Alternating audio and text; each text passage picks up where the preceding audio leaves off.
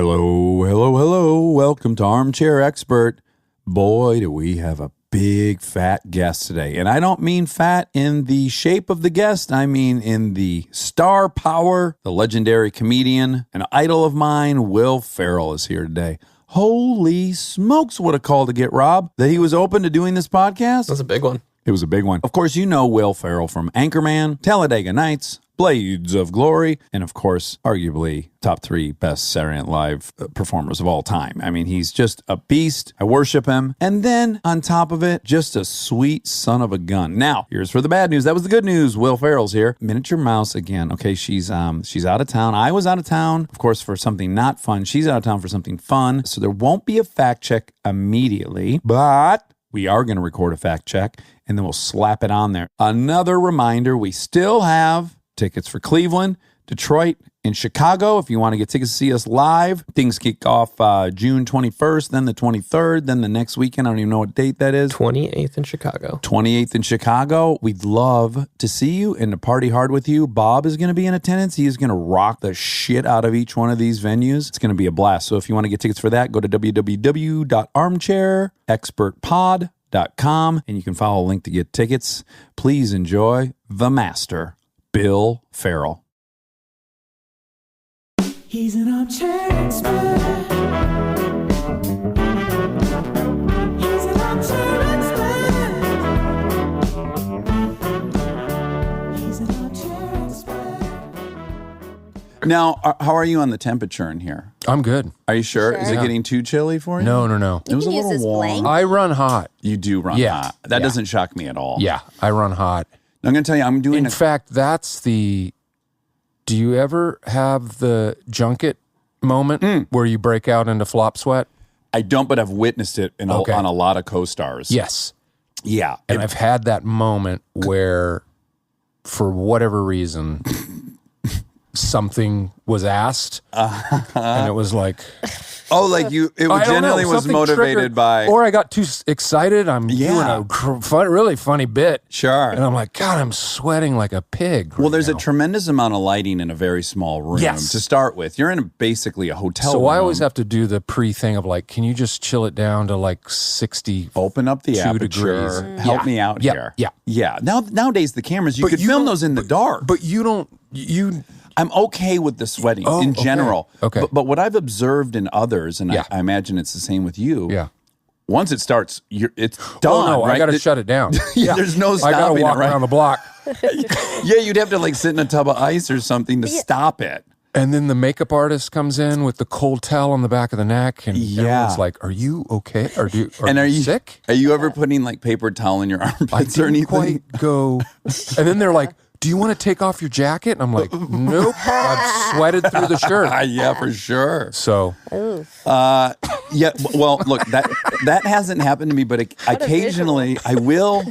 If I work out hard enough and it starts, it is really hard to get the horse back in the barn. Yep. Like I will then go to work and I find I'm just sweating for the next hour and a half. I've had the workout, quickly into the shower, get ready for the event. Yeah. And I can't stop. So I always have to like make sure there's a half-hour buffer. Sure, because there's nothing worse than you get out of the shower, Right. you dry off. You're like, Yeah. okay, I'm dry. And then you get in front of the mirror and maybe brush your teeth and you notice I'm wet again. Yeah. And Yeah. then you Yeah. realize, Yeah. oh, that's me. Yeah.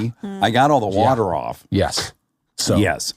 Okay, let me just tell you a couple things. Okay. Normally. We'll introduce our guest. Bill Ferrell's Yes. here. Welcome, Yeah. welcome, William Ferrell. Thank you. Thank you. Is Is that Obstinate your dialogue. dog? Is that a portrait I of your dog? 100% guessed in my head that you would have some opinion about this dog. Yay. I had a couple thoughts about you before you got here, and one of them was, Okay. you're going to notice this dog, Yeah. and you're going to Right feel out of the the way gate. I do. Does that not make you feel wealthy? And Oh, yeah. It's a very, very aristocratic. yes, It's a pastoral. Mastiff, I believe. Sure, or a Dane of some A sort. Great Dane, but it's profile. It's so handsome. It's so handsome. There's a Greek Roman that's column a little bit. on the right side of the portrait. Well, yeah, that is Deep background? incongruent. This doesn't match that the Roman reason column. why, I mean, I was drawn to it because it's directly over your head. Right. Sure. Do you do that No. for Machiavellian purposes? I promise the you. lord over your guest? I promise you, I have only altruistic thoughts and motives with this thing. Okay. I moved into this house 13 years ago. I lived by myself. I just broke up with a girlfriend of 9 years. I was like, I'm gonna decorate. Yeah. And I found this And you old found gal that one. on the internet, and then it has a matching one that's where- a stately is it in whippet. here? He didn't make it. He didn't make it. Oh. No, I should bring it though, because it's kind of a pair, and it's a whippet. But Oh, again, okay. what I think of when I see this is you see in the background, there's acreage upon acreage. Oh, yeah, Like, yeah. I'm just noticing that now. Rolling hills. Yes, I have this fantasy about like the English countryside and how I would absolutely. feel living there with a dog like Except this. with the Greek column. I know. Yes. Somebody got a little carried away when they were painting. Added I'm drawn to it also because there was a moment where my wife and I had 3 dogs, and we had this amazing photo of all 3 of them in just kneeling, and it looked like they had posed themselves. And I was like, oh, wait a minute. There was a place down in the West Village that was pet portraits. Oh, okay. It was a little shop, and I was like, I'm going to get the dogs painted by a professional Sure. and give that to Viv for her birthday. That's a great idea. Right? And so we went and checked it out, and I was thinking I'm just going to give her a photo, and you just, Right. She's Yeah. like, no, I need to sit with the Oh, dogs. that's not going to happen. I need to visit with them. I need to see what their personalities are like. It was like a 3-month process, and I'm like, Oh, wow. I'm not going to So do she it. was, yeah. So instead, I was working on something, and we got set decorator There you go. to paint it, and she wasn't that thrilled with it. They didn't capture what that other Turns person out, would have. Yeah. you needed the I know, personality. and I blew it. I should have Yeah. gone to the professional Well, she was like, in the West Village. Now back to this Okay. thing. Yeah. Okay. So it was yet another red flag for Kristen because I had a bunch of photos of myself from movies. Right. And then I had these 2 dogs. Right. And yet I don't Meaning this picture the behind me. pictures, okay. Yeah. No real dog. no real dog. No real Okay. dogs. No, and no. she said, the only art you have in your Yeah. house is these 2 dogs. Right. And do you have a dog? And I was like, no, I don't understand having dogs. And truly, I didn't understand Yeah. the concept of like, well, there's an animal that lives outside. Let's get it in the house. Right. And let's develop a relationship. Friends. Yeah. Yes. And to the point where they will sleep in my bed with me. Yes. Yeah. I now get it because she has lots of Yeah. dogs, and now I understand it. But at the time, it seemed See, I always reasonable. got it. I always got it. You did. Yeah. To me, I was like, have a chimpanzee. Right. Like I didn't understand. Like, Yeah, just that's the same. just have an animal in your home. Like have an animal in your home. Yeah. Did you have dogs different. growing up then? We had one dog for like a year that we had to give away. I was gonna save this story to like midway when I wanted Will to cry. Oh, sorry. Yeah. What was This is that a crying dog's name? story. Daisy. Oh boy. Oh, here it comes. Oh shit! The floodgates are opening. No. What kind of was Daisy a mutt? Daisy was a mutt. Yeah. Daisy. Why does that make it more? That makes it more emotional that it was a mutt. Daisy. Yeah. It was when my folks were still together, and Dad, musician on the road, brought a dog home Oh, that's interesting. and then hit the road. Oh, really? Wow. The untrained dog in a 2-bedroom apartment Oh, yeah. with Like in his stead, he put a right, dog and there. so we had Daisy, and it just wasn't working. Yeah, And your mom was like, "Thanks so much. I now have these 2 kids and a dog. And how many dates are you going to be out on the road again?" right. That's such a guy thing to do. Pretty much, yeah. And then it just Daisy found a new home. So in fact, I should get some more intel. Sure. I'm gonna ask my mom next time. This I is see like when- what exactly happened to Daisy. We can fact check it. I fact check these episodes. So Yeah. at the end, I'll call your mom and I'll find out. Yeah. Okay. Now, I remember them because I'm obsessed with you, but I do remember all the times we've ever bumped into each other. For sure. And I remember most of the conversations we had while we bumped into each other. And the first was, I momentarily was represented by Jimmy Miller, Right. your longtime manager. Yes. We love Jimmy Miller. Yes. Yes. And he brought me to the set of Semi-Pro. And I met you there. Which I was just at one of the March Madness games yesterday, Oh, you were? and I dug up the Flint Tropics warm-up jacket Oh, you did? to wear because Michigan was one of the teams, and I wore my little Flint hat because Flint Tropics, and let's face it, Flint's gotten the short end of the stick. Yeah. And they still don't have clean drinking water. They don't. But no one really cared. They didn't care? No, not really. Well, let me add this. But it doesn't matter. This is a little bit, though, like going to the inauguration of a president and you were upset. I mean, a very big event was happening. Like, this wasn't game 83 in the NBA schedule, and everyone's like looking around the audience. It is mid-tournament, though. It's not that huge. It's not the sweet. It was a Sweet 16. Anyway, so you came to semi-pro. I came to semi-pro. Even prior to that, Arnett and I had done a movie together. Yeah, right. You guys did the Prison Break movie. That flatters me. You know that. And you guys had already done Blades of Glory. And so he was my only conduit to you. Okay. So when he got back from the movie, I'm like, what's he like? What's this guy? Tell me, is he as happy as he seems? He's like, he really is. He's like the nicest guy. And I was like, well. Oh, that's Arnett. Yeah. That's I good. said, no, it's a terrible Arnett. That's pretty good. 416 horsepower to suck this dick. You thought 416 was good. We topped it. 612 horsepower. The car can't even move. So anyways, I went there and I met you and I was just amazed with how kind you are. Most comedians I know, myself included, it's dicey personality types, right? Sure. Yep. Usually a lot of addiction, we see a lot of our peers, myself included. You are such an enigma to me that you're Well adjusted. I have to imagine you hate this, but I got to get it out of the way. Right. You're my favorite comedian. I worship you. You're so fucking perfect in everything you've done. I couldn't like you more. It's like you and Bill Murray should be holding this dog behind me in this photo. That's how much I like that should be the next portrait. Now, with that said, I've always been perplexed by, you're always the butt of the joke. You're friendly as all hell. You've been married and with the same gal for 23 years. Yep. I think you drink the perfect amount from what I've gathered about you. I asked everyone I know about you. How many beers does he drink? I think he drank 5. Yep. And I'm like, oh, that's the perfect number. He got a little drunk. I leave just in time. Yeah. Yeah. Oh, yeah. Did I gather all the right info? That describes you, right? Yeah. How do you do it? What is the secret? You're an enigma. Yeah. I know. I've been asked this a fair amount. The lack of the dark comedian stereotype, Right. I've struggled with coming up with a succinct answer that kind of sums it up. I think I'm predisposed to, if I'm in a bad mood, I wake up the next day and think to myself, who cares? It's going to be fine. Yeah. So I'm predisposed to that, number one. Number two, it doesn't mean I haven't had a chip on my shoulder. Okay, good. That helps. And it does. Which is, fueled wanting to do a George Bush one-man show. It doesn't mean I don't mind satirically poking people in the eye. Well, that's true. So that I enjoy, but I'm not on social media and I'm not on Twitter and like, hey. Well, you've done a really artful job of, and I'd say my wife does this really well too, which is you certainly have opinions, but you've done it in a way that, in my opinion, has not alienated people and has not been overtly polarizing, which I believe personally is the way to go, because people's ears are still open to you. Right. Yeah.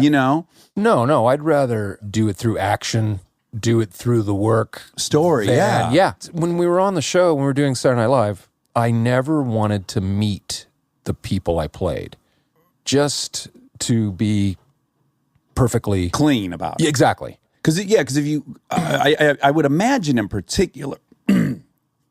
Hold on, I had a tracheotomy this morning. Did you really? No. We didn't have to do the podcast. I had it. We did. Oh, okay. When Will Ferrell calls, you tracheotomy or not, you show up. You get out of the hospital room and you show up. I would imagine the person you would have been most susceptible to would have been George W. Bush. Yeah. Even though I did meet him one time. You did? After the show? Oh, I met him during his inaugural, that first campaign when he was still just governor. Oh, okay. Yeah. Because here's my anecdotal thing about him. I've never met him. I, of course, felt politically the way you did when he was president. Yeah, right. But I went to a hotel in Africa with my wife and kind of manager of this place from Africa. he's kind of going through like some of the different people that have stayed there. Like Bill Gates had rented the whole thing, blah, blah, blah. And he said, you know who the nicest person who's ever come here was? Yeah. George Bush. Huh. Yeah. Every night he stayed up at the campfire with all the workers and just told stories. And I'm telling you, the friendliest guy I've ever met. I've ever heard too.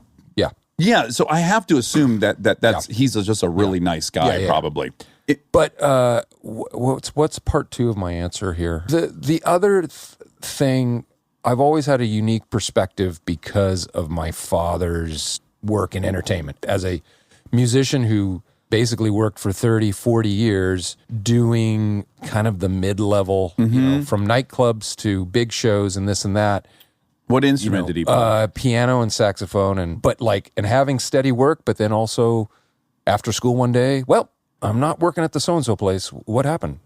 Yeah. They are going in a new direction. Got to find a new job. And I saw the mercurial up and down nature of what we all do. Yes. And so it set this thing of, okay, this is a total crapshoot. I do like making my friends laugh in high school because I think that's where we all came from originally. Yeah. We could make our friends laugh. That's right.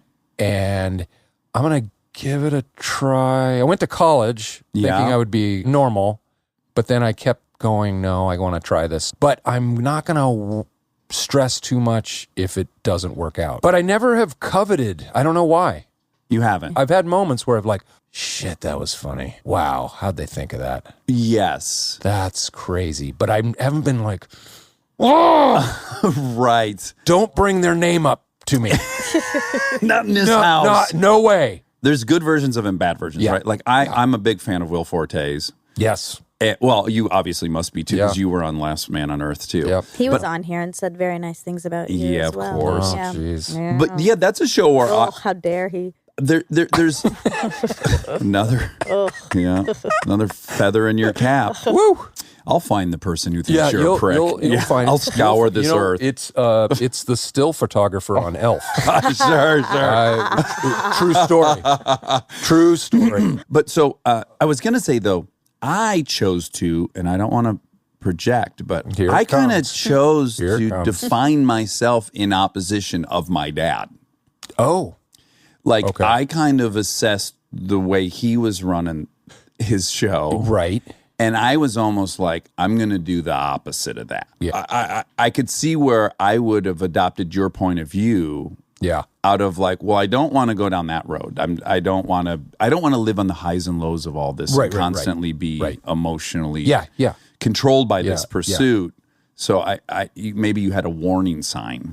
Yeah. Well, he actually gave me the best kind of advice. Is he alive? Yeah. Yeah. Oh, okay, great. Yeah. Okay. He's waiting in the car. Okay.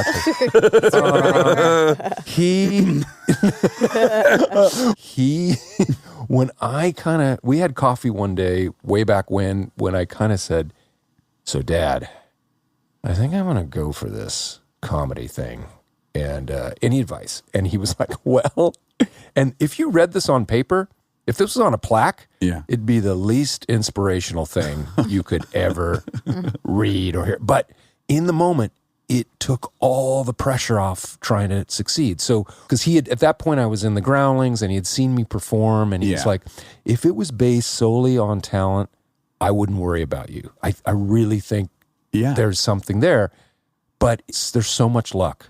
There's so much luck. Oh, it's so true. And if you find yourself going down the road, just give yourself permission to quit and don't feel bad about it.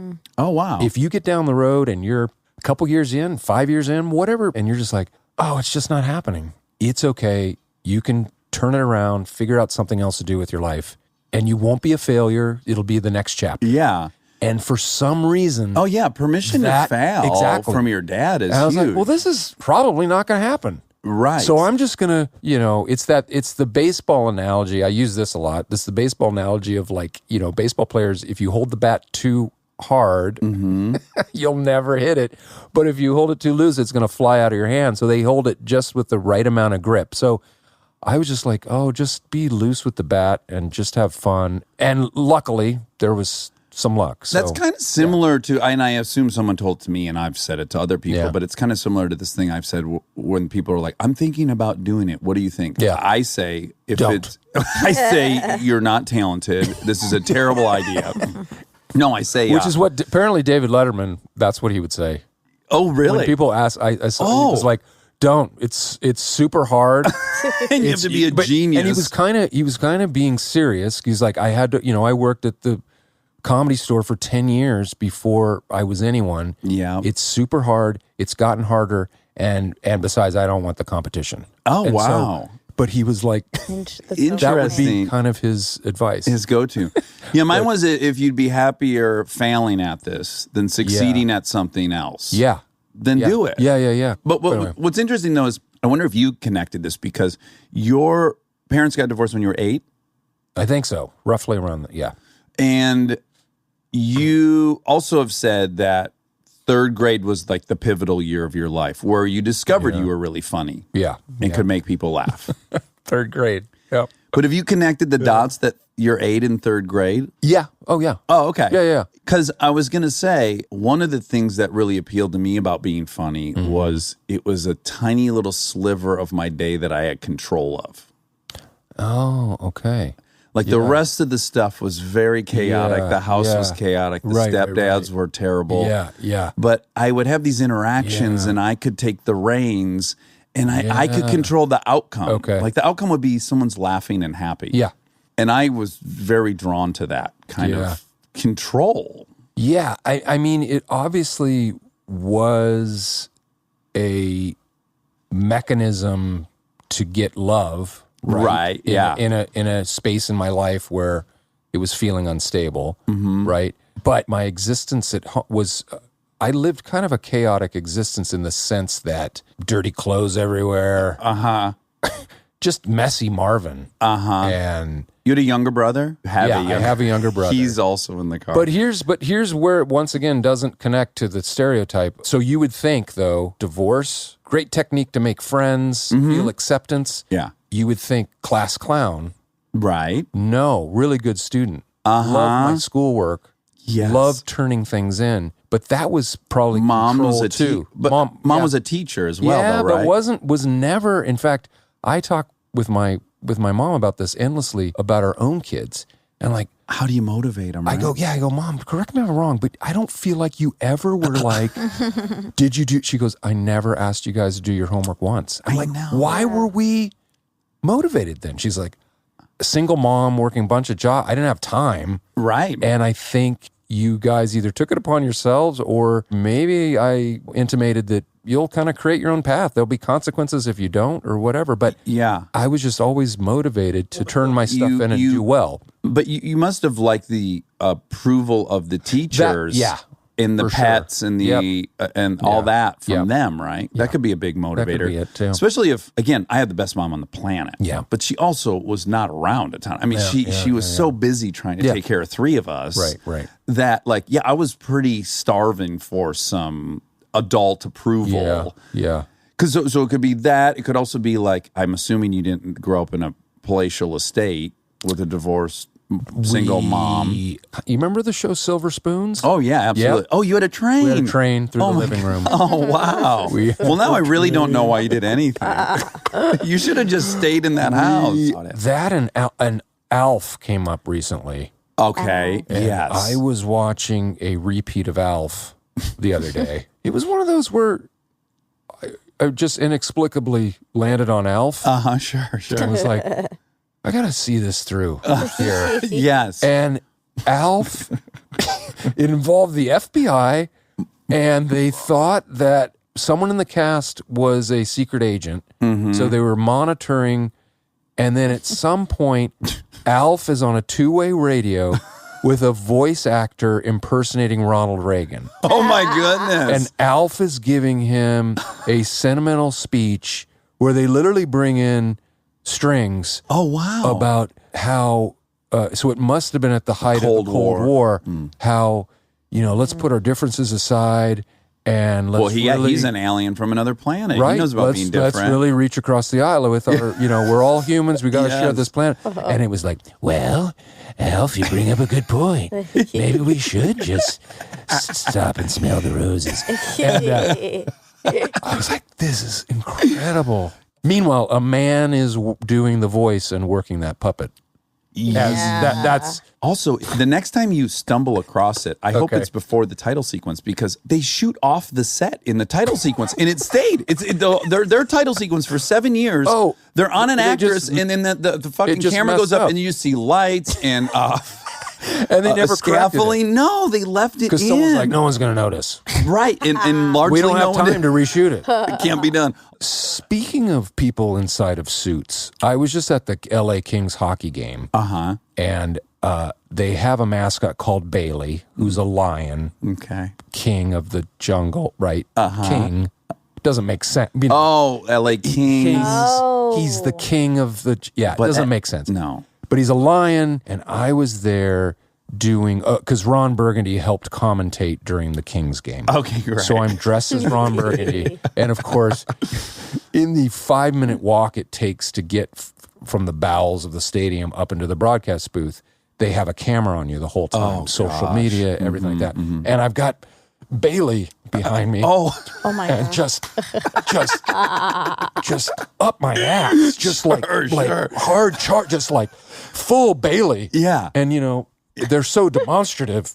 Yeah. Because they never speak. Right. It's all they got is their hands. Fist bump. What's up with the hands? Tons of high fives. Yeah. Double high five. And then I'd made a disparaging comment to Bailey, like, Bailey, back off, my friend. And a big like, hey. Let me breathe. Yeah. And so he's following me all around. And then we stop and take a photo. And finally there's this little meek voice from inside of Bailey's head. You're the best. Oh. Bailey spoke. Oh, my wow. Gosh. For you. Because you can forget, right? You forget. buy into Bailey. Because we've all been to Disneyland. They're not allowed to ever break the fourth wall and speak. But all of a sudden, I just hear this voice. You're the best. And do you have any water? I have to take a break soon. I'm only supposed to work 15 minutes at a time. Anyway. Wow. But back to, it was a 2-bedroom apartment. It was a 2-bedroom apartment. There we go. The circle all the way back. Park West Apartments. Right. So that's where we grew up. And when you were a kid, did you covet wealth? Did you like fantasize? Great question. That's why that show to me, Silver Spoons, was so appealing. Yeah. Like I coveted wealth. Yeah, I think the fantasy of all your troubles would be gone. That's right. Yeah, gone would be the days of going to South Coast Plaza Mall and just staring at the toys through the window going, oh, someday I'm going to get all of the Micronauts, not just the one. Yes. But once again, some sort of innate practical chip in my brain where I was like, I just like to live in a modest house.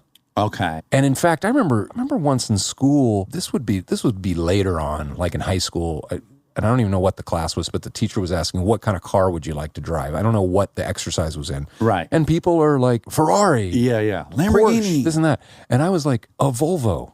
And the teacher's like, oh, family man. And I was like, yeah, I guess so. Yeah.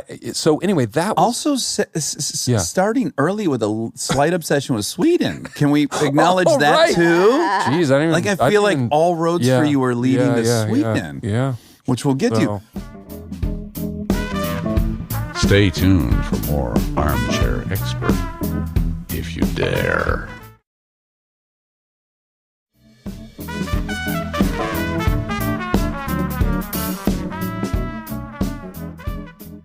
Yes. So there's a bunch of really counterintuitive things about you. If you just become aware of you through watching you on Saturday Night Live, which I assume most people, that was their first impression of you, and then the various movies. Yeah.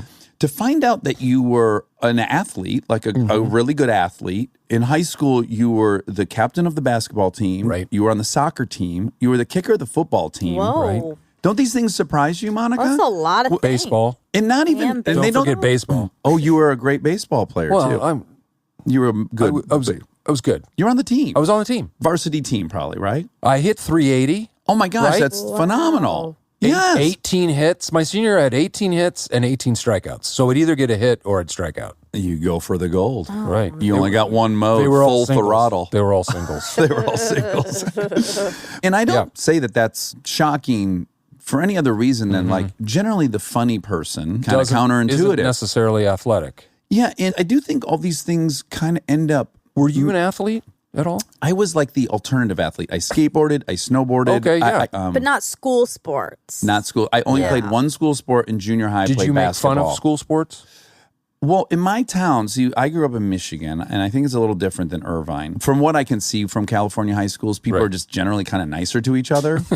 You know, like we have a good friend who was pretty openly gay, and he was the homecoming king, and we're the same age, you know, and he was an athlete and accepted by that. That would have been a dicey situation. You couldn't have even attended our high school. Gotcha. You know, would have been driven out. Yep.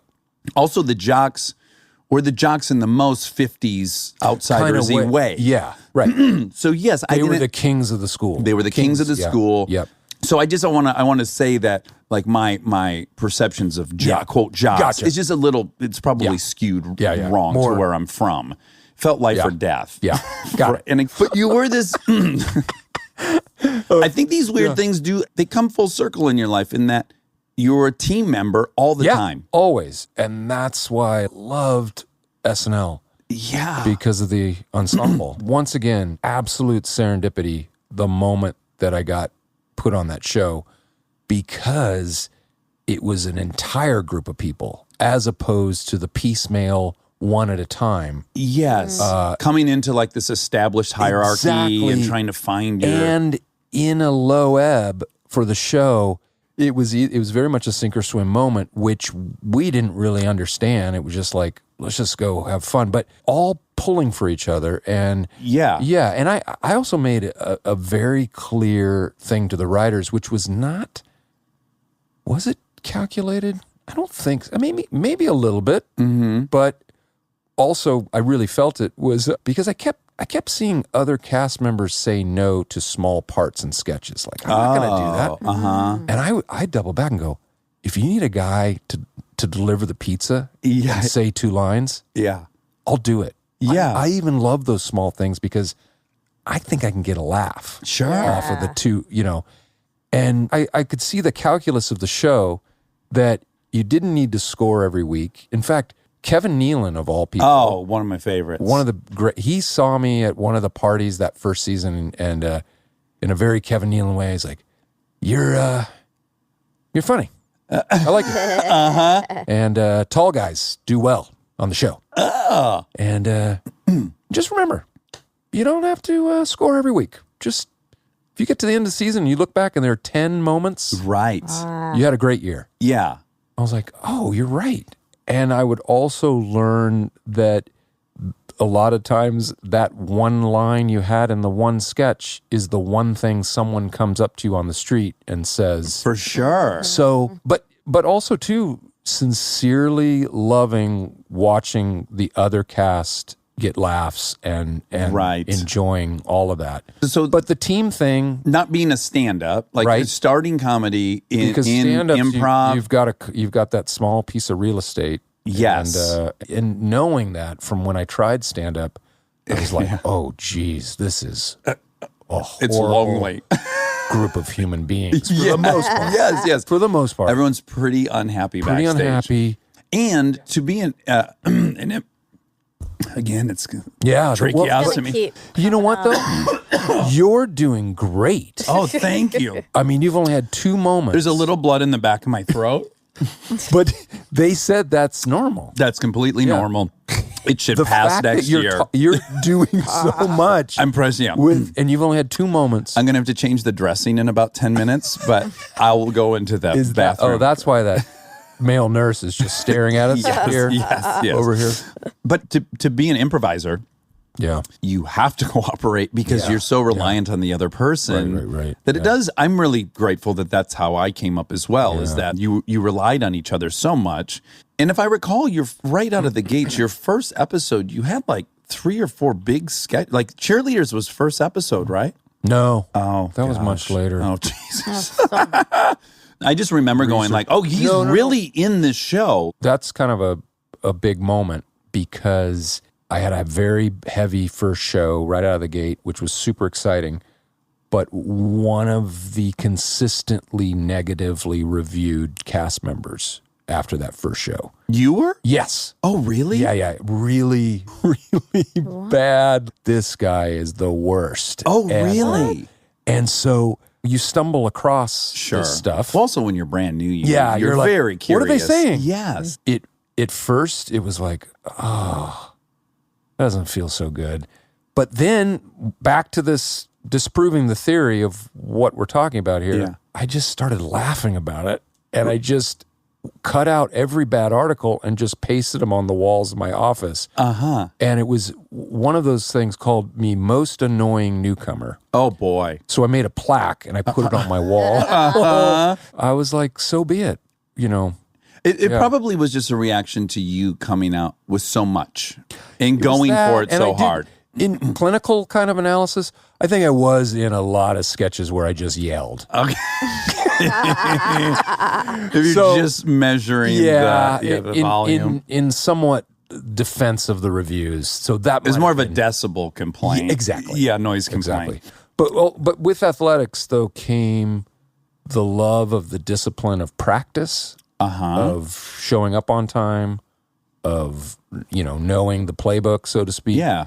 And that is why I loved doing that show as well. Yeah, and it becomes obvious, though, when you had the option to construct the kind of work life you wanted, you then did that.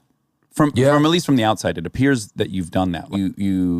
You have a group that you're constantly coming back to, whether it's you working with Adam or you working with John C. Reilly or and that to me seems to be like the biggest win out of all the stuff you've got to do. Totally. You know, now kind of getting into this zone of like, oh, the things that I think are funny, are they still funny Right. to the outside world? Yeah. I don't know.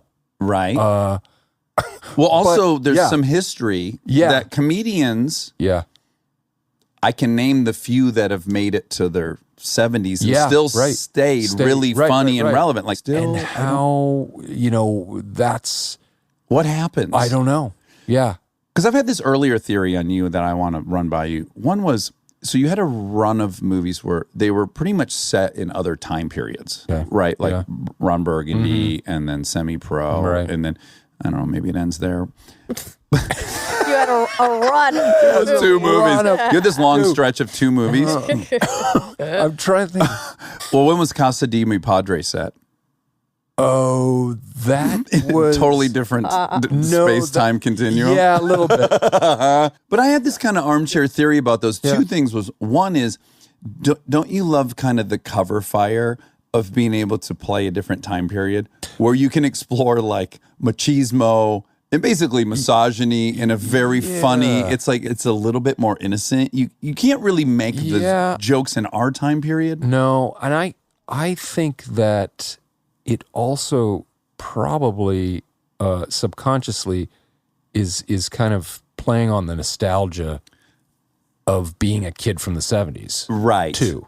Because now with this, I was talking to my kids about it too. Like I was asking our oldest son who's in high school, I'm like, do you guys have like a show you guys all watch? Right. Do you guys have the one thing? And he was like, no, not really. Yeah, there's probably too much, right? for there to Everyone be watches a bit of this and a bit of that and listens to this person here and and it's all a mishmash and they share it all. And I remember having butterflies in my stomach waiting for Happy Days to come on Tuesday nights at 8 p.m., followed by Laverne and Shirley.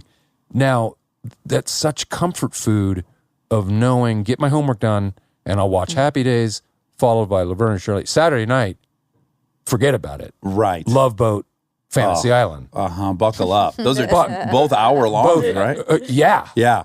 2 hours. 2 hours. And then the movies too themselves, Yeah, right? yeah. There was like 8 big Right. ones a year, and that's the ones you saw. Totally. But going back into those time zones. Well, because the one thing I was thinking too is even when you're new in the Growlings, right, and they're asking you to come up with characters, and at that time for me, I'm drawing from like an older brother who had it over me. a boss I hated at California Pizza Kitchen. You know, like one of the things I think potentially that's a problem with comedians and comedy is a lot of the fodder when you're young is like these people you have to deal with. They're teachers, they're bosses. And that starts to fall away. Yes. A little bit. Yeah. The pitfall is all of a sudden you're kind of the boss. Yep. And you're not eating shit from somebody. Yeah. So you're kind of running out of material. Yeah.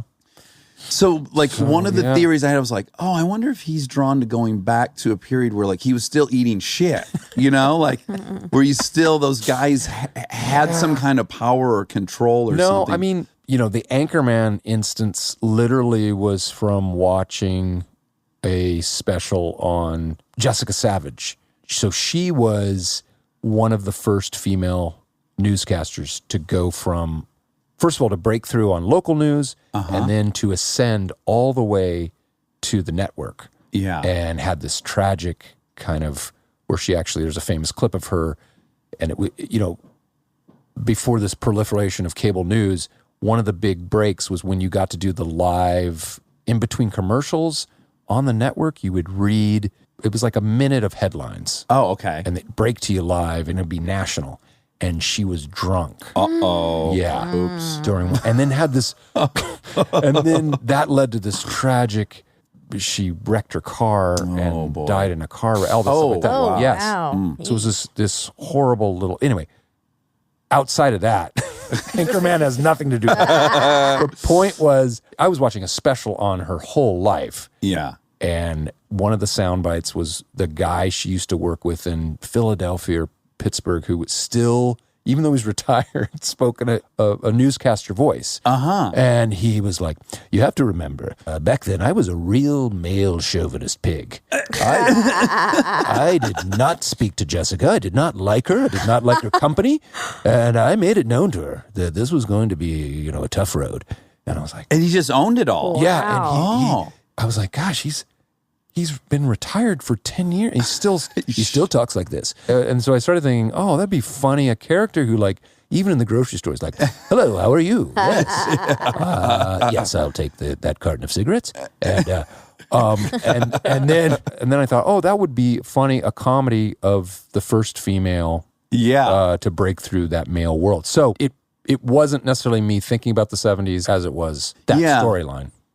But it is interesting because can you ever really be aware of why something is appealing? I don't know. Yeah. I Like don't know. something is just funny to you. Yeah, That's why right. you go down the road. You don't really spend a whole lot of time trying And to figure Casa out. de Mi Padre was like, oh, just to have someone known in American comedy to speak Spanish for an entire movie. And did you spoke Spanish prior to that? No, you didn't? Other than high school Spanish, yeah. Okay. Wow. So, yeah, that was like a 23-day fever dream. I would literally get picked up at 6 a.m. with the translator with me. He would drive with me, Okay. and we would go over that day's, just in the car, 45 minutes, just go through the scene. And then on the way home, he would drive back when we'd start the next day's work. Oof. And did you ever have moments while you're shooting it where you're just like, I can't do, someone's going to have to hold it in front of me? Like, There were a couple times. The very first day of filming, we had to start on a huge monologue. Oh, And boy. So we had cue cards ready. Okay. And I kind of used them, but then all of a sudden it started happening. And Yeah. then it was crazy. well- But halfway through, I was like, why did I want to do this? Yes, It's yes. so hard. You Sure. picked this. Yeah. Yeah. And it's the same with the George Bush show. Every night I would be hanging in the raft, literally hanging, because the top of the show is that, if you remember, after the inauguration, the new incoming president comes in, they have the exit meeting, and then the outgoing first family is lifted in the Marine helicopter. Right. So I thought, it'd be really funny. Let's mimic the helicopter has taken him from the White House and is dropping him into the theater. So I was on a wire. Rappelling in. So they'd take me up like 2 minutes before curtain, and I'd be sitting up there literally hanging in a harness Oh, my going, goodness. I don't want to do this. Why did I agree to do this? I'm like, how am I going to remember this 80-minute show? It's just every you, time. right? It's just me. And then by the end, I'd be like, this is the greatest thing I've ever done. Yeah. I can't wait for tomorrow night. And then you back to But then square back one. to like, damn it, Will, what's your problem? Why? Yeah. And that was 3 months of that? Yeah. Oh, and 8 shows a week? Yeah. Oh, my goodness. Also, too, within the body of the show, didn't do myself any favors because Bush was known as giving everyone nicknames in his cabinet. And so I'd go through, we'd bring the house lights up. And I would say, everyone knows I like to give nicknames. And what we're going to do is raise your hand, give me your name and your profession. I'll give you a nickname. And I would just scattershot go through the crowd. And I was like, really? You got to save the last? I'd be like, oh, almost through the show. Oh no, the hardest part comes up. Yeah. Yeah, but obviously I'm drawn to holding my hand over the flame. Yes. In some way. And do you think maybe it's like to keep yourself awake? Like you kind of got to challenge yourself to keep like mentally agility. I think. Yeah. I always feel like there's all these forks in the road where I'm like, I could start coasting. Yeah. I see like a path for me to start coasting. Oh, I better do this thing I don't want to do. Right. Yeah. That mixed with why are you doing it if you're not going to do that? Right. Well, I was just going to say my favorite things you've done, and I have a lot of favorite movies of yours, but my favorite things are like I was at a fucking Lakers game one time. I look over and if you've not been to the Lakers game, there's like 6 or 8 guys in red vests. I'm not sure what they do, but they're at the corner of the court. They're the security guys. They're the security guys, yeah, but they're not, I mean... The red jackets, yeah. What does that even mean? I'm not sure what they're doing, but at any rate, I'm like looking over, I'm like, that motherfucker looks so much like Will Ferrell. I mean, he must get that a lot. And you're standing there. There's no real bit beyond, to my knowledge, beyond just you're there in a red jacket. And I'm like, no, that is Will Ferrell. I'm like, honey... Now that's the thing. You're saying you don't watch stuff and get angry. I've seen some stuff like that where I'm like, God damn it. Why haven't I thought to ask them if I can wear the red jacket and just stand there stoically for an hour and a half? How did that one come about? That outfit was a gift. Oh, of course. Well, of course. What a Adam stupid McKay question. and Chris Henchy, and we had a stretch of time where we give each other really weird birthday gifts. They gave me a full regulation Staples Center security outfit. How they got it, I have no idea. But head to toe, the pants, the tie, the red jacket. Oh my goodness. And I opened it up and I didn't laugh. And I was like, oh my God. They're like, what? Do you not like it? I'm like, no, I love it so much. The problem is I'm going to actually have to wear it during a game or this will be a complete failure. So it took me like that whole season. Okay. And I'm like, how do I do this? Because I don't want to, if I wear it in, they might go, where did you get that from? Right. I didn't know how they would handle it. So I snuck in the jacket. Oh. I had this whole plan. And you just had normal seats? We happen to have courtside seats. Okay. And Chris Henchy came with me and he's like, okay. So here, if I get tackled to the ground, what do we do? He's like, I'll just be there if I get escorted out, we had all this contingency. And so I was like, I got butterflies. I feel like I'm going to throw up. And then, so I have everything ready to go. I just have to put the clip-on tie and the jacket. And we're like, okay, next break, next time out, we're going for it. And so I just threw it on and just got up and just stood the way those guys stand. Yes. With my back to the court looking at the crowd. Yes. And then there just became this ripple of like, all of us starting to realize. Who is that guy? Your same reaction. Yeah. Yes. I started to try to get out on the court. Right. Sure. Of But- course. To the guy's credit, who was closest to me, he was like, I just can't have you. He's trying not to laugh. They've obviously been told don't laugh at stuff. Right. And So you had no permission from No. him? Oh, God bless you. Oh, that makes me so happy. great. And so he just said, just please don't stand on the court. I'm like, great. So I just stood on the baseline, Yeah. just super serious. Yeah. And then I'm looking around and I can see they must have been talking to each other because I can see the red coat guys kind of ring the court Yes. and And they all have the they're earpieces all in. looking around. They're putting their finger to their ear, like, where is he? People What's are he probably doing? consulting like a protocol book in the office. Exactly. Yeah, like what's our move So here? then I sit back down, and then I get a tap on the shoulder, and I noticed that Shaq was there too. I was like, oh, he's sitting down way over in the corner. I get a tap on my shoulder, and this guy comes up. He's like, hey, I'm blah, blah, blah. I'm buddies with Shaq. He thinks it's hilarious. He's getting ready to leave. Oh. Do you want to throw him out of the game? Oh, wow. And I go, oh, yes, that's great. Yes. So the next commercial break. Oh, this thing just starts writing keeps going. itself. I stand up, but I kind of shift over, and I keep looking over at Shaq, and I keep motioning like, hey, knock it off. Hey. And he plays along beautifully. He's Oh, well, he's an actor. He starts to throw his hands up like, what am I doing? And we do this whole little play where I'm like, that's it. Come with me. Uh-huh. And I escort him out. And he's so large. So large. So large. And he's cracking up. Oh. And then the head of security comes, Party's over. and it was like, the guys loved it. You made their week. They thought of it as an homage. They were like, Yes, you've thanks for the noticed tip of them. the cap. And yes. They really appreciate what you did tonight. Me acting like a jackass? I don't want to get Security? too lofty with this, but Yeah. it's an art installation. Yeah. Yeah, it is. It really Yeah. is. It's a performance art piece. Yeah, it is. So in my time with Jimmy Miller, I called him up and I said, I really want to be in a reenactment. The worse the show, the better. And no lines, of course. I want to have to act out, like scream and do all that and like run and do all the things you'd see in a police show reenactment.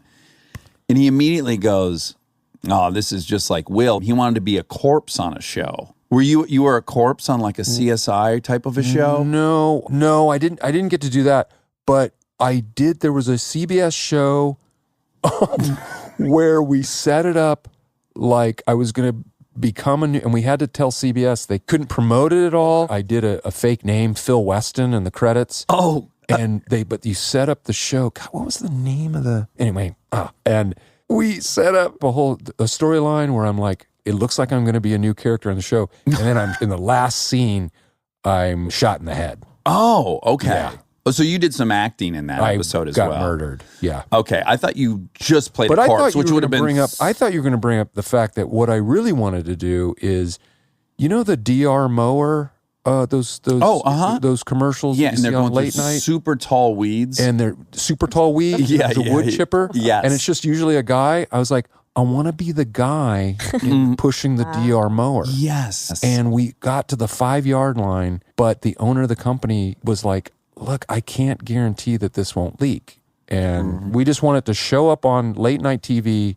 Were you did you make it into a late night commercial though? I feel like I saw you in some bizarre. That would be so great. You know, it only works if you stumble across it. But we got to do the Lifetime movie, though. Yes. Kristen Wiig. Yes. Yeah. So those are the kind of things that I have going like, oh, God damn it. Either why didn't I think of that or now that's done. Right. But you've done some really great things. But I've had some regrets. You have? I've had some regrets of moments I didn't capitalize on. Oh. One time being at the Golden Globes, sitting pretty close to the front, and the first category up was Best Song. Mm-hmm. And Prince won, but he was late. And it was Justin Timberlake was presenting it, and I was like, God, I should just walk up and accept the Prince. And I couldn't pull the trigger. I couldn't. Yes. Well, That's can I a tell you big the one I regret. planned this year and it didn't come to fruition? Did you see Star is Born? I did. Okay, you know, when she wins, he comes up on stage and pees his pants. Well, my wife was nominated for a Golden Globe this year. And if she won, was going to go shooing and then pee my pants, you know, get like a thing and then pee my pants on stage. Right. And we were like, this is so... For me, my own insecurities, I'm like, it's so dicey because people will really go like, oh, this fucking guy's got to steal her moment. Like, he's got to do it. Yeah. So that was my fear. Right. But I ran it by a bunch of people, and it was pretty collectively like, that Like, would be that'd be great. That'd be Yeah. worth it. Yeah. And she genuinely didn't want to make a speech. So she's like, this would be a she's big like, help. takes the pressure off of me. Yes, do this. Yeah. So she didn't win, and this never So it happened. doesn't But that happen. was one that I was like really hoping that I could do that. But I am really curious about your time management theory on your life, because clearly you're doing things that earn money. Yep. And those have a certain priority, right? Right.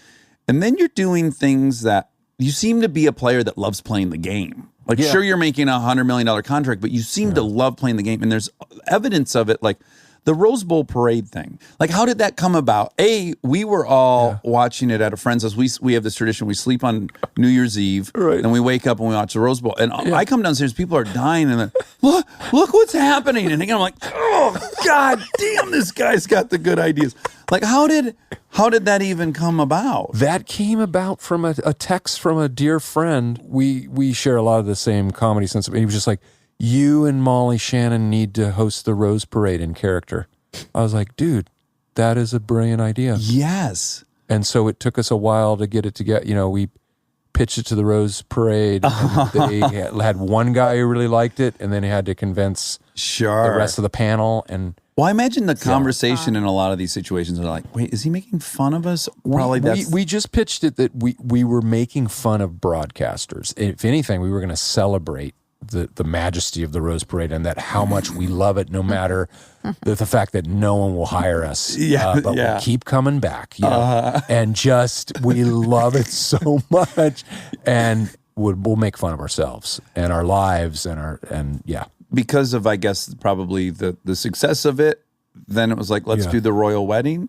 Yeah. We're still thinking of other things we can do. Sure. But yeah, I could see you guys like at the Kentucky Derby. We talked about that. You did. Okay. I was hoping our current president was going to do this military parade. Oh, that would have been spectacular. We were going to host that. We were going to see if we could do that. And then we were going to do like a telethon where we talked about how philanthropic our president is, and let's see how much money is he given to. Let's check the clock. Let's check the telephone meter. How much money he's given to these and it still just stays on zero. Sure. But that was just fantastic. That first time we did it on Amazon, where half the people were like, "These are the worst broadcasts I've ever seen." Right. Some people didn't with realize like, these are comedians. What are you talking about? Yes. Why does he keep talking about his fear of horses? Right. One of the comments was, this may be the last time my grandmother ever watches the parade. And, oh, boy. And you guys have ruined it. Oh, boy. And we were like, you can switch the channel. Yes. Oh, yeah.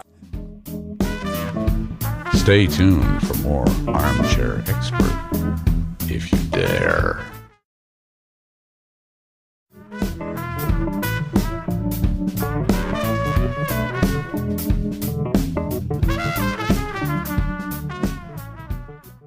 How much writing goes into it, and how much of it's strict improv? It's almost all scripted.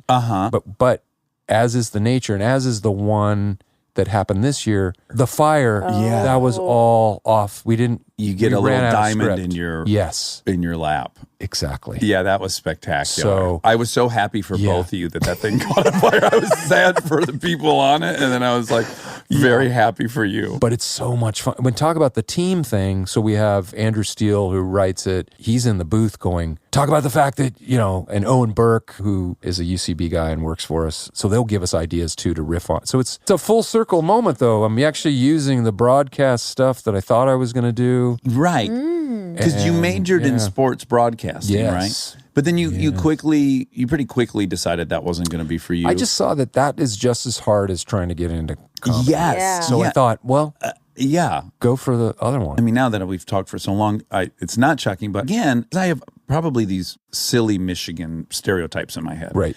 So even finding out you were in a fraternity, I was like, he said, he was in a fraternity. Yeah. But you were. Yeah. And now that I know you, it makes perfect sense. Yeah.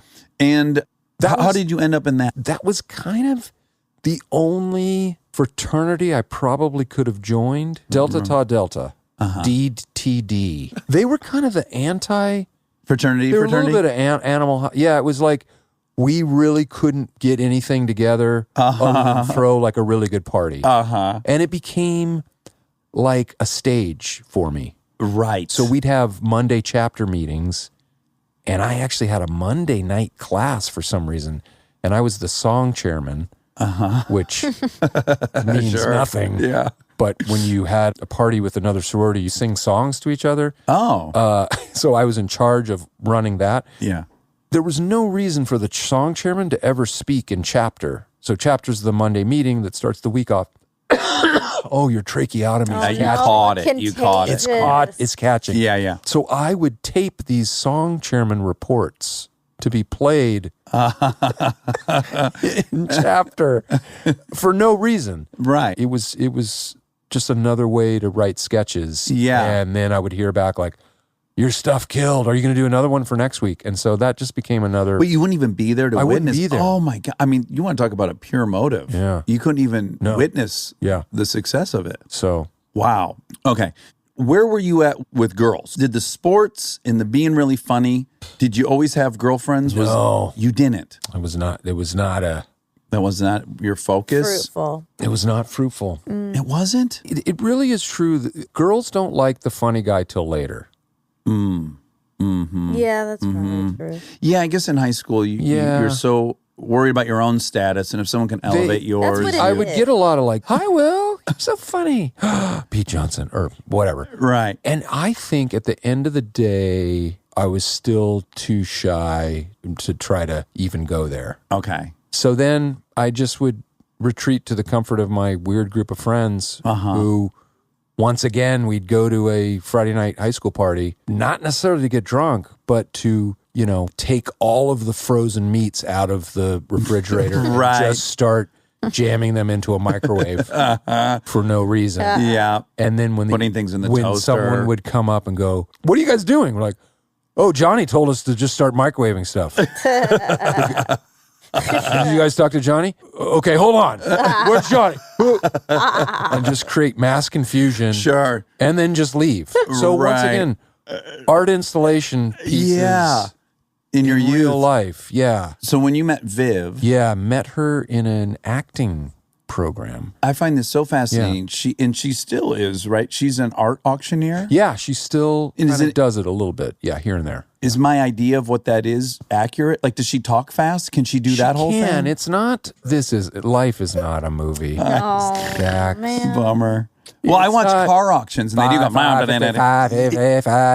yeah, Raggedy and Dandy coming down the stretch. No, Vivica, in the art world, and she'll do our school auction. Because all these LA schools have big gala evenings and then she'll do- Fundraising. Exactly. And she can pick up the pace. She can. Yeah. And you did that for a minute, right? When you first were dating? When we were still just friends, and she got me a job at the art auction house as the appraisal coordinator. Oh. I was the appraisal coordinator. Meaning the appraiser would get there and you'd walk him or her to the piece? Or? I would right this way. Yeah. You're coordinating the appraisal. I would field phone calls and someone would say, I have, something I need looked at. I'd coordinate the appraiser to visit them. And I'd also type up the appraisals after they were done with them. Had a fantastic moment where the president of the company was like, because I had a stretch where I was leaving a lot and had a massive pile of work piling up. And Sure. Unappraised. unappraised. And he said, I need to talk to you. And I'm like, okay. He's like, you are on thin ice, my friend. What's going on? And I was like, I'm just going to hit him with brutal honesty. I'm like, you're absolutely right. It's unacceptable. He's like, okay. So you're really behind. I'm like, I know. It's not good. He's like, well, this stuff needs to be done. Do you have any idea? I have no idea when it will be done. But best efforts will be made to complete the work. But you never went so far as to say, I don't value this job. No. Okay. Yeah. Maybe you were going to go all the way and he was going to promote you to manager. But it stunned him so much that I accepted how poor my job performance was. Right. He was like, okay, well, it's so refreshing, I'd imagine. just shape up. And I'm like, you got it. And then I actually got Saturday Night Live while still working at that job, but I had no money, so I still had to work at the job for 3 months. Oh, wow. Knowing that you were And people were like, SNL didn't bound. you get high? And I go, yep. I still got to get through these appraisals at my $10 an hour job. Yeah. Oh, that's phenomenal.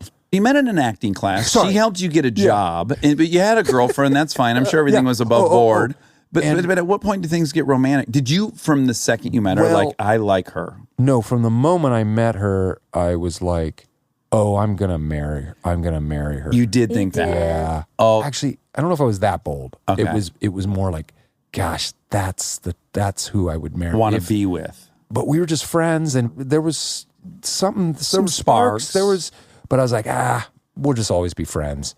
But I had the girlfriend SNL, and this person was putting on the full court press of like, what's happening? Right. And I was Like you just well, got drafted to exactly. the NBA. Yeah. And I'm like, oh, well, you have to understand. It's like those contracts are the first one. I'm just guaranteed 9 shows. Yeah. And then they'll pick you up for the rest of the season. Right. So I don't think we can, I don't know. Yeah. And I have to know. Viv and I would also talk as friends, and I realized, oh, we're having 2-hour conversations on the phone. Right. Cross country. Yes. And then I'm not having the same amount of time. Yeah. Yes. With the gal who wants you to propose to her. I think after that first year on the show, I came back to LA, and I remember thinking, God, I really like this girl because she asked if we would go walk her dog in Runyon Canyon, and the Lakers are playing. It's a playoff game. Uh-oh. I was like, I'm willing to miss watching the Lakers to go walk her dog with her. I was like, yeah, let's go. And then she's like, do you want to have a beer later? I was like, okay. And so we're sitting in her backyard, and she drank a beer in about 2 sips. Oh, good. Yeah. And I was like, and she goes, do you want another beer? I'm like, I'm not even done with the first one.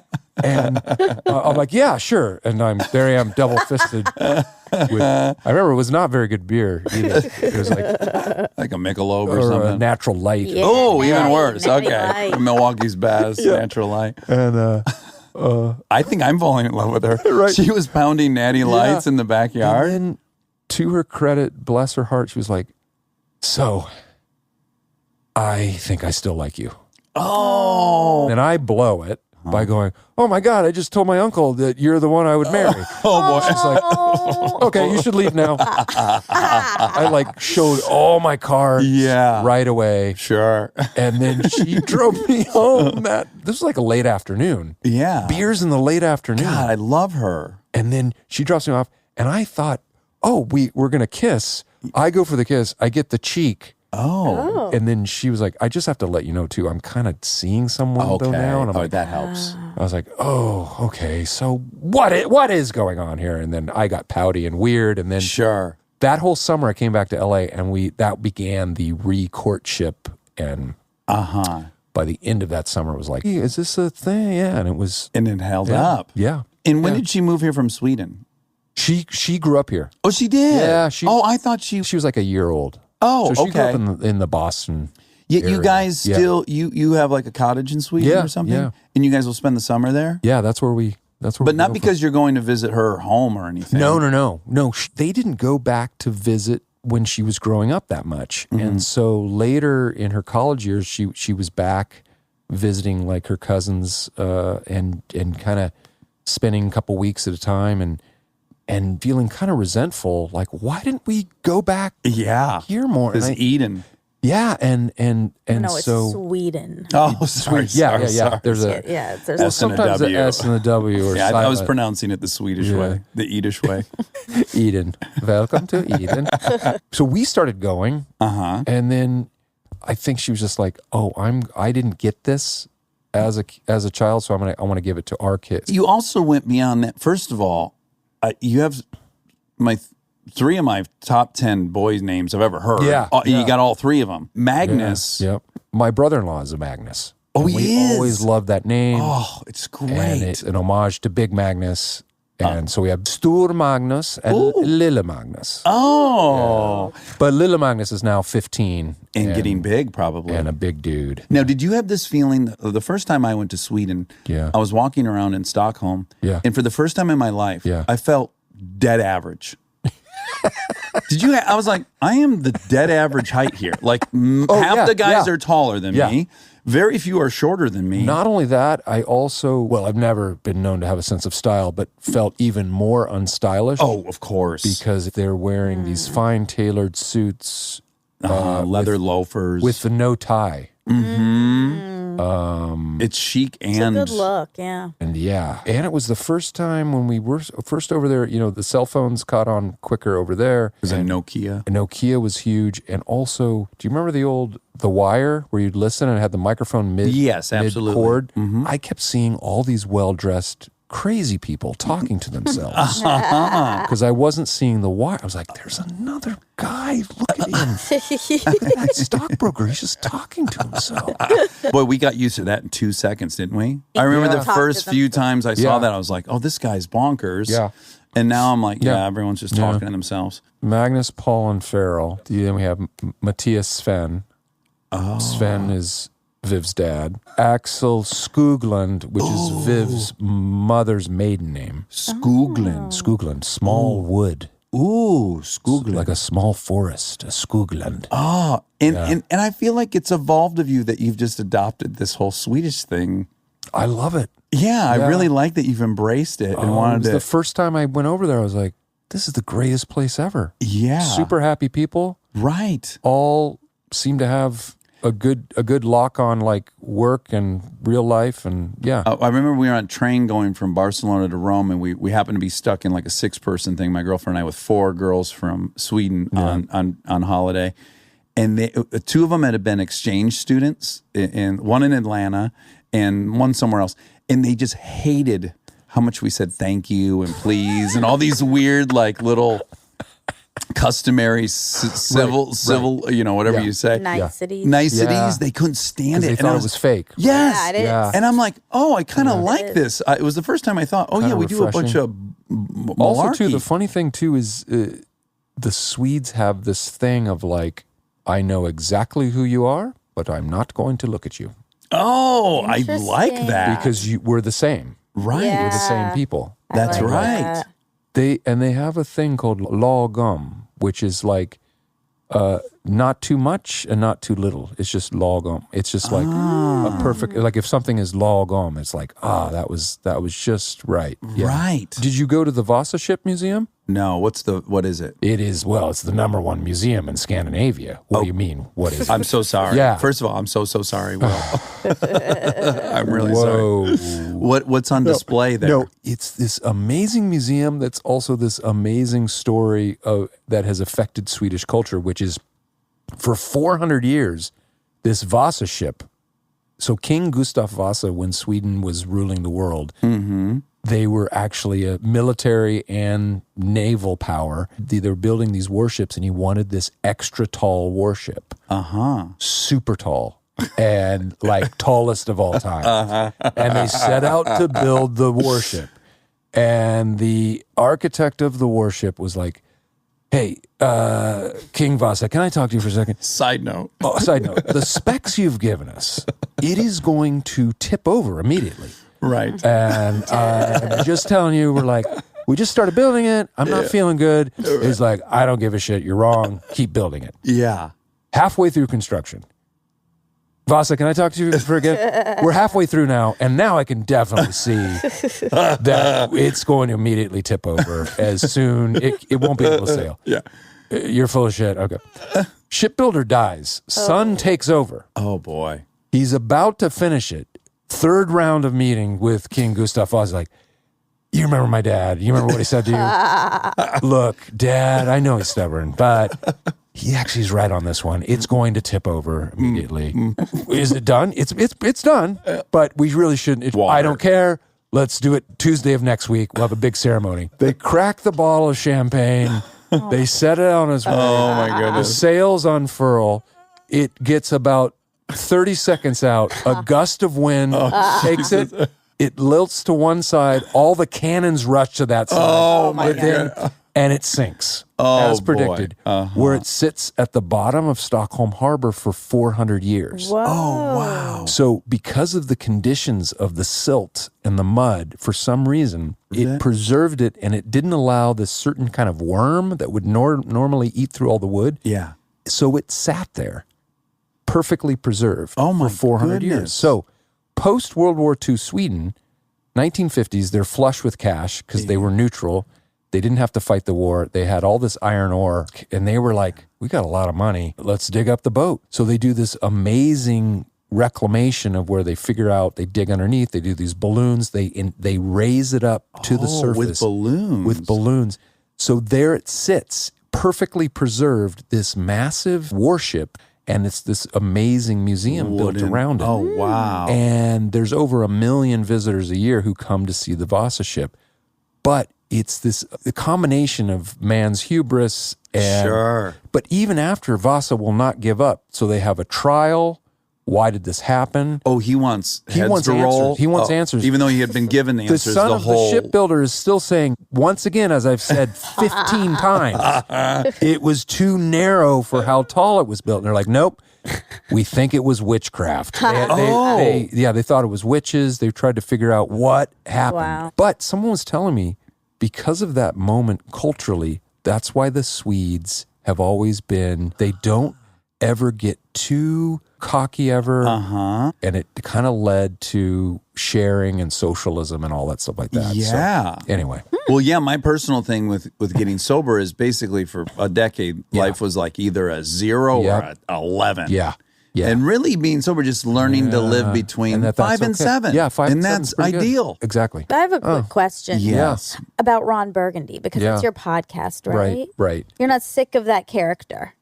No, I'm not. By the way, nobody else is. Everybody wants that nonstop. I haven't gotten, I feel like I've just piecemealed him out enough. Yeah. And I've just done, I mean, we did the two movies, and then I've just occasionally done him Popped up. at like a charity thing or Yeah. a this and a that.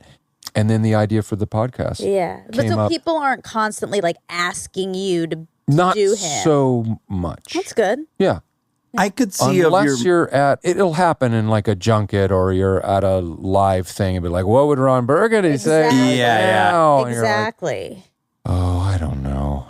Yeah. That's sure sort what of he what I'm would say. asking. Like, yeah. And then I shut down. Yeah. start sweating profusely. Exactly. Yep.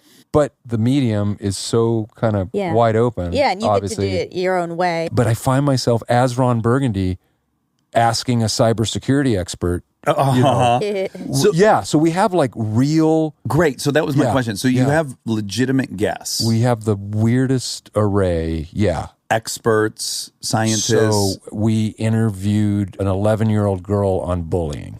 So we had Okay. things like that. And she was hilarious. She was so funny. Really? And had this great little attitude, and at one point made Ron cry. And then we've had like RuPaul. You know, and then we just did one that was like a radio play where we were like on our way to the podcast and we got stuck in an elevator with 3 other people and one woman speaking Spanish the entire time. So Of all your characters, I feel like personally that would be the one I would want to do a lot because it's almost Yeah. like your id. Like Yeah, it's yeah, like yeah. you get to take your id for a walk. yeah. And then secondly, I want to ask you this. I have certain characters where I can say words I don't know normally. It's the weird, it sounds so goofy to say that, but like when I do Frito from Idiocracy, Right. as soon as I start talking like Yeah, this, yeah. like all these words I don't normally use start sounding Same perfect. with Ron Burg.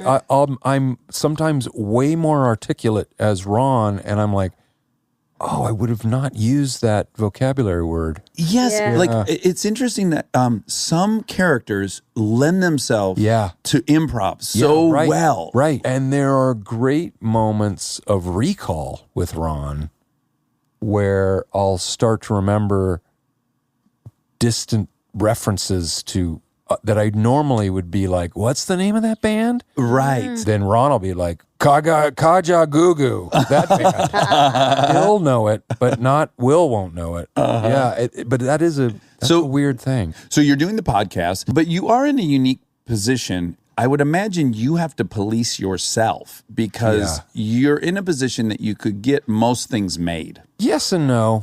You must have a process by which if you get on fire for an idea, do you have like a little window where you're like, just sit on this for 2 weeks, 3 weeks, whatever, to make sure that this is something I really want to get up and running because it could 'cause happen? Once it goes, it'll start to heat up quickly.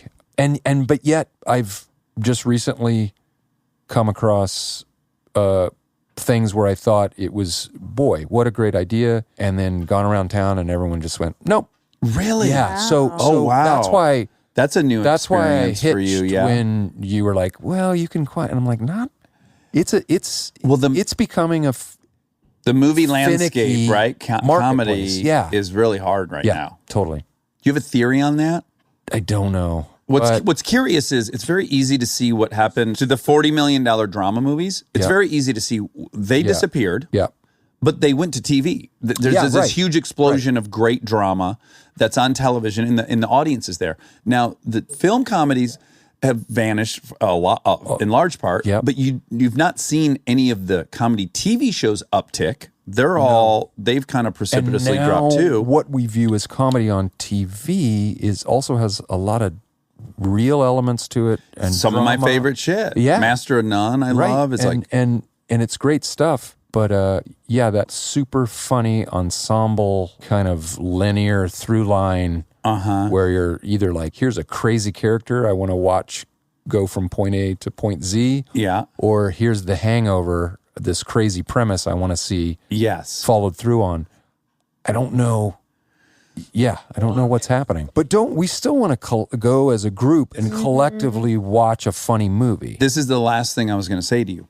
I was in New Zealand when Elf came out, and I went to see Elf with 6 people. They didn't want to go. I had to drag them. Yep. 2 of them I drugged. Literally. And then I dragged 2. I drugged 2 and dragged 2. So we're watching the movie. It's so great. It's packed. It's like crescendoing. Yeah. And I hear, Daddy, I like him so much. I like him so much. I turn around and there's a 6-year-old girl standing on her seat. Wow. She's standing on her seat saying, I like him so much. And then everyone in the movie theater who's already happy and enjoying the thing now also witnesses this 6-year-old having maybe the best experience of her life yet. And that shared thing. Yeah. I get real sad to think my girls won't have that. Yeah. Yeah. You know? I know. I don't know if if my boys are like, the 9-year-old still is in the animated zone. Okay, right. So he'll see the billboard and have to go see that. Right. But you got a 15-year-old, the 6th grade, the 12-year-old is like, oh, I want to see that. Oh, I want to. He's a fan. He's a consumer. He's a fan, but he still sees more things at home or at a friend's house.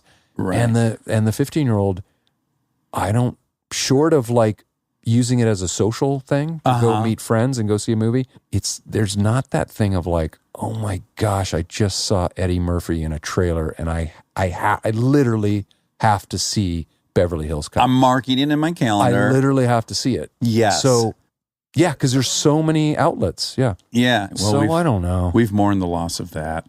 But Will, I love you. I'm so grateful that you came in and talked to us. Much. When does Ron Burgundy come out? No, the podcast. It's out there. It's already out there. Oh, yeah. Okay. What's the exact title of it?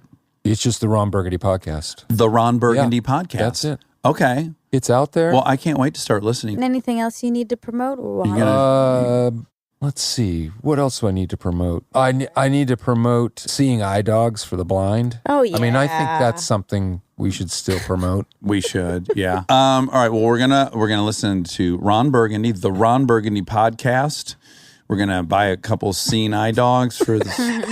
There was a charity. I think we still give money to it. It was Seeing Eye Dogs that didn't pass.